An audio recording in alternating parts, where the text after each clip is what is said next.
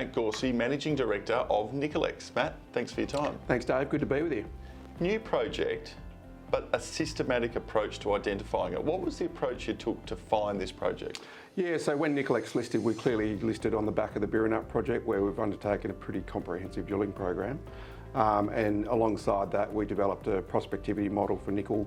And a part of that process is taking all your geochemical, geophysical, geological data and effectively putting them into a black box and coming out with ranked areas that are worthwhile targeting for nickel sulphide deposits. And clearly the Leinster Nickel Belt is one of them, being one of the world's largest nickel producing districts, and clearly home to Cosmos, which was taken over to the tune of $3 billion. So that guided us towards that belt, and from there we had negotiations with a prospector who held some tenements right in the middle of the Leinster Nickel Belt, and managed to pull that deal together.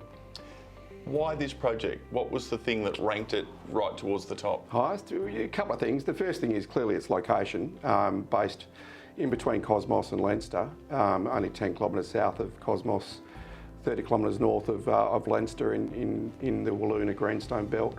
That was the first thing. Its location is fantastic. The second thing is it's blanketed, the entire belt's blanketed by BHP and Western Areas, and so this would be the only independent player in that belt.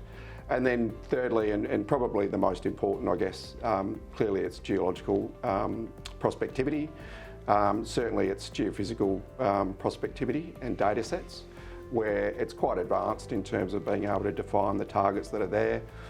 We've got walk-up drill targets, which are some of the largest and highest conducted EM targets we've seen, up to 12,000 Siemens on one of the targets and 11,000 Siemens on the other target. So all of these factors came into the mix as a part of our ranking and filtering system. And has there been much work on the project to date?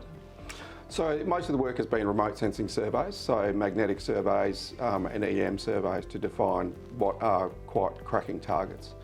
There hasn't been any exploration drilling or any systematic exploration drilling. So we're really left with some outstanding targets that are just sitting there ready to be drilled on a granted mining licence, smack bang in the middle of one of the world's biggest nickel producing districts. So we're really comfortable with it. Where to from here? So the next steps are clearly to get some permitting done in terms of program of works, the usual process of getting heritage surveys done. Technically we'll be reprocessing all the geophysical data and just refining the targets that are already there. And then we'll possibly do some geochemical sampling work, and then clearly straight onto diamond drilling. And what's the time frame to get that drill rig in the ground?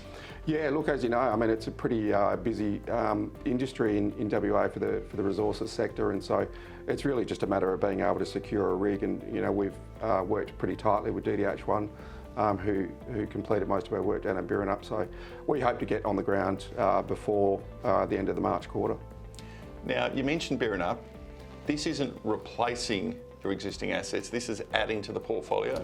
Yeah, that's right. So as we said in our prospectus when we listed only 6 months ago, the company's got a really well-defined drilling program at Birrinut, as well as a business development program which looks at other opportunities on the basis of our nickel prospectivity database. So we always said that was going to be the plan, and as soon as we listed, we went out there and had a look at a whole range of projects. And so yeah, we'll shift a little bit of the budget, to be honest, over to Cosmos South, given its prospectivity. It's possible that it'll rank higher than Fire Dragon and Birrinut, but that's yet to be seen. We're just about to complete our full evaluation of the Fire Dragon nickel target, and that should be done in the next couple of weeks. And yeah, once there, we've obviously got another program to kick off at Fire Dragon, following up on the massive sulphides we intersected. But yeah, Cosmos South looks like it's probably going to rank a little bit higher.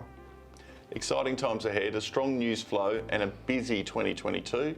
Matt, thanks for your time. Yeah, thanks Dave.